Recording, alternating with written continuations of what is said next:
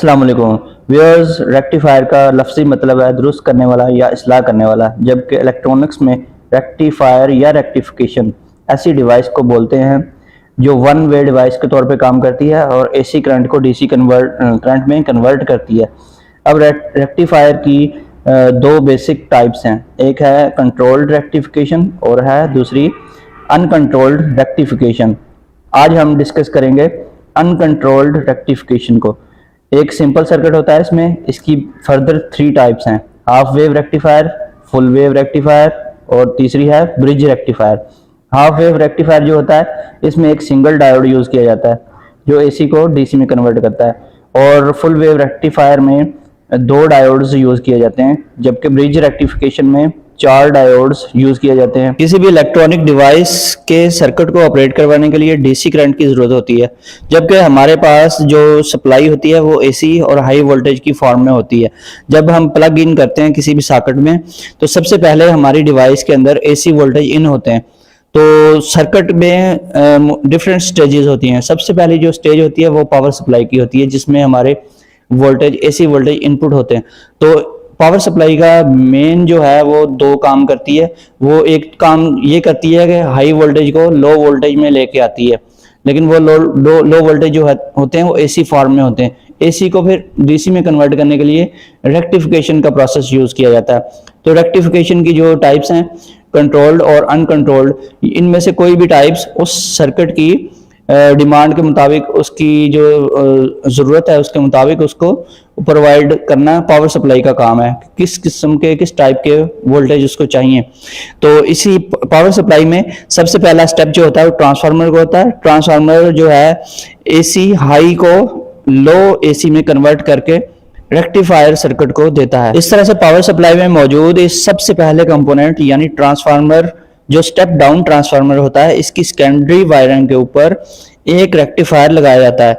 एक रेक्टिफायर या rectifier diode लगाया जाता है जो कि इस लो एसी वोल्टेज को लो डीसी वोल्टेज में कन्वर्ट करता है। जैसा कि आप जानते हैं, अल्टरनेटिंग यानी कि तब्दील होता हुआ करंट, एसी करंट जो होता है दो पीक्स की फॉर्म में होता है, प्लस और माइनस, या फिर 0-1 की फॉर्म में होता है। एक प्लस पीक होती है जो ऊपर को जाती है और एक माइनस पीक होती है जो नीचे को जाती है, फुल नीचे को।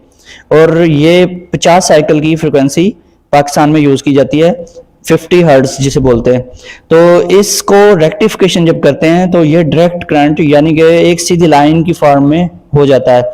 तो रेक्टिफायर अगर सर्किट बिल्कुल सही काम कर रहा है, बिल्कुल जबरदस्त किस्म की रेगुलेशन उसकी है, स्मूथ डीसी वो प्रोवाइड कर रहा है, तो फिर एक लाइन की सूरत में ये स्मूथ डीसी हमें प्रोवाइड करेगा।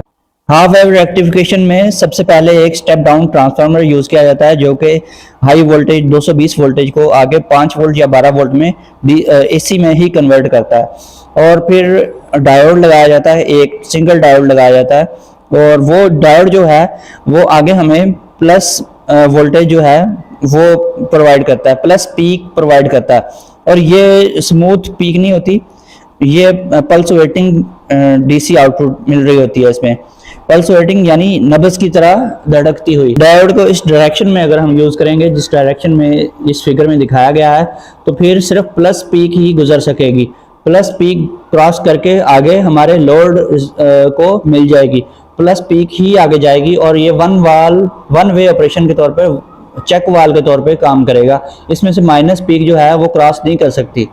आगे हमें प्लस वोल्टेज ही मिलेंगे, लेकिन वो पल्सवेटिंग होंगे, पल्सवेटिंग डीसी आउटपुट, यानी कि कभी उसकी जो इंटेंसिटी है वो बढ़ रही है और कभी जीरो हो रही है। तो लेकिन इसमें डायरेक्शन जो है, डायरेक्शन सेम ही रहेगी, डायरेक्शन या पोलैरिटी वो सेम ही रहेगी। प्लस माइनस आउटपुट में हमें प्लस माइनस ही मिलेगा, प्लस पे प्लस मिलेगा और माइनस जो नीचे बच जाएगा कॉमन वायर में वो हमें माइनस वहां से मिल रहा होगा।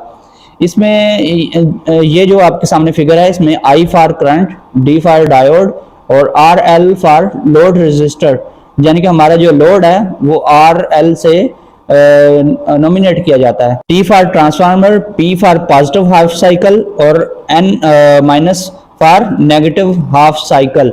यहाँ पे नेगेटिव हाफ साइकिल हमें नीचे मिल रहा है और पॉजिटिव हाफ साइकिल ऊपर वाले पॉइंट्स पे मिल रहा है जहाँ रेक्टिफायर लगा हुआ है। रेक्टिफिकेशन की दूसरी टाइप जो है वो फुल वेव रेक्टिफायर कहलाती है। इसमें दो डायोड्स यूज किए जाते हैं और इनपुट में एक सेंटर टेप ट्रांसफार्मर यूज किया जाता है। जैसा कि आप जानते हैं कि सेंटर टेप ट्रांसफार्मर में एक प्राइमरी वाइंडिंग होती है जो 220 वोल्ट के ऊपर काम करती है और एक सेकेंडरी वाइंडिंग या कॉइल होती है जो कि जिसके 3 लूप्स होती हैं और वो आउटपुट या सेकेंडरी कॉइल का काम करती है।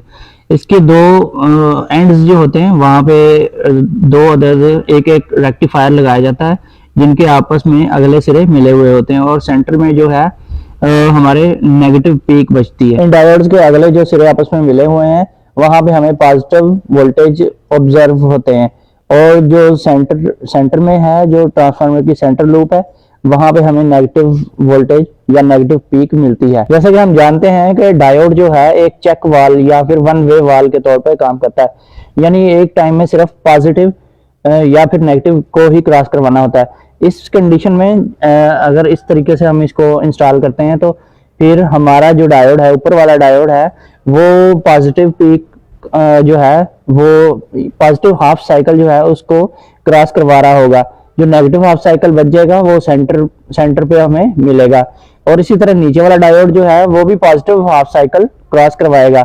इसमें जो है पल्सेटिंग डीसी प्रोड्यूस नहीं होती, इसमें इसकी डीसी काफी हद तक स्मूथ होती है बनिस्बत हाफ वेव रेक्टिफिकेशन के, क्योंकि एक टाइम में ऊपर वाला डायोड जो है वो हाफ पॉजिटिव पीक दे रहा होता है और एक टाइम में नीचे वाला दे रहा होता है, तो इसमें कोई गैप नहीं होता और प्लस पीक के साथ प्लस पीक जुड़ी हुई होती है, यानी कि प्लस पीक जो है वो काफी हद तक स्मूथ हमें मिल रही होती है। फुल वेव रेक्टिफायर की जो डीसी आउटपुट होती है वो काफी पावरफुल होती है और काफी हद तक ज्यादा स्मूथ होती है बनिस्बत के हाफ वेव रेक्टिफायर के, क्योंकि इसमें दो डायोड्स वर्किंग कर रहे होते हैं और काफी हद तक स्मूथ डीसी सिग्नल आउटपुट में हमें मिल रहा होता है। और आउटपुट में जो आरएल का जो सिंबल है वहां पे हमें वो हमारा लोड को रिप्रेजेंट करता है, वहां पे हमें प्लस और माइनस डीसी वोल्टेज आउटपुट मिल रही होती है। डीसी आउटपुट को रेगुलेट या फिर फिल्टर करने के लिए एक कैपेसिटर लगाया जाता है जो कि इलेक्ट्रोलाइटिक कैपेसिटर कहलाता है। ये इलेक्ट्रोलाइटिक कैपेसिटर जो है इसको मजीद स्मूथ करता है और बिल्कुल एक सीधी लाइन की तरह की डीसी बना के हमें देता है, जबकि हाफ वेव रेक्टिफिकेशन में बहुत हाई वैल्यू का फिल्टर कैपेसिटर यूज करना पड़ता है। इसी तरह अगर हम तीसरी टाइप पे आए तो ये है ब्रिज रेक्टिफायर। इसमें 4 अदर डायोड्स यूज किए जाते हैं और एक स्टेप डाउन ट्रांसफार्मर यूज किया जाता है। 4 रेक्टिफायर्स जो हैं वो ज्यादा स्मूथ डीसी प्रोवाइड करते हैं बजाय इसके कि जो तो पहले ही टाइप्स हैं उनकी निस्बत बहुत ज्यादा स्मूथ डीसी प्रोवाइड होती है इसमें। तो इसकी डीसी आउटपुट जो है वो ज्यादा स्ट्रांग होती है और उसको ज्यादा स्मूथ करने के लिए ज्यादा बड़ी वैल्यू का कैपेसिटर यूज नहीं करना पड़ता।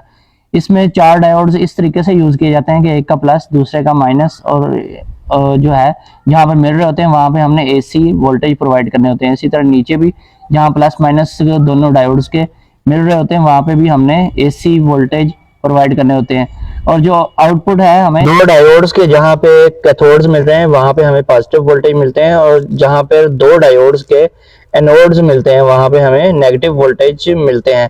इन पॉजिटिव और नेगेटिव वोल्टेज के ऊपर एक आरएल यानी कि लोड रेजिस्टेंस यूज की जाती है और इसी के ऊपर एक फिल्टर कैपेसिटर लगाया जाता है ताकि इसको मजीद रेगुलेट किया जाए, मजीद स्मूथ बनाया जाए इस डीसी को। ये जो है हमारा लोड जो है यही आरएल लोड रेजिस्टेंस भी कहलाती है। तो यहाँ पे हमें प्लस माइनस वोल्टेज ऑब्जर्व होते हैं। तो फिल्टर कैपेसिटर लगाने से अगर हमारी ये पावर सप्लाई 12 वोल्ट की है, फिल्टर कैपेसिटर यानी इलेक्ट्रोलाइटिक कैपेसिटर जब लगाएंगे तो हमें यहाँ पे 16 वोल्टेज मिलेंगे।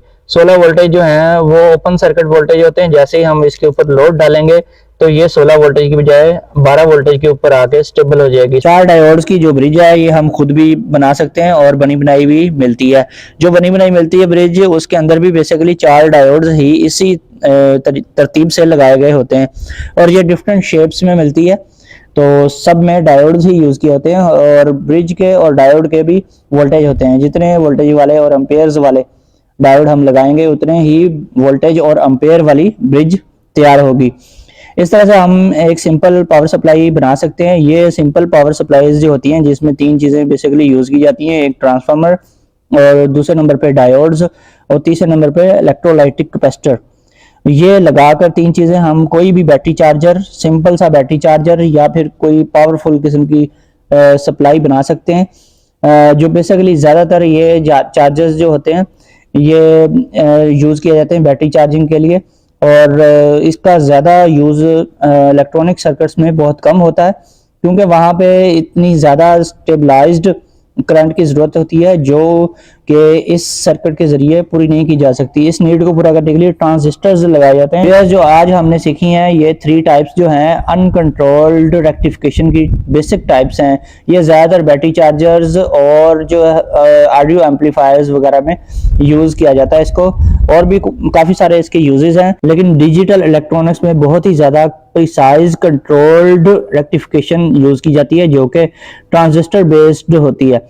और ट्रांजिस्टर बेस्ड जो रेक्टिफिकेशन सर्किट्स बनाए जाते हैं उसमें भी शुरू में डायोड्स ही यूज़ किए जाते हैं जो कि इसको कन्वर्ट करते हैं AC टू DC में, लेकिन इसके आगे जो हमें वोल्टेज मिलते हैं उसके ऊपर हम ट्रांजिस्टर्स यूज़ करते हैं ताकि इसको मज़ीद रेगुलेट किया जा सके, ताकि डिजिटल इलेक्ट्रॉनिक्स में कोई भी इसकी नॉइज़ और हम वगैरह जो है वो रिड्यूस की जा सके और मैक्सिमम रिजल्ट अच्छा रिजल्ट हमें मिल सके।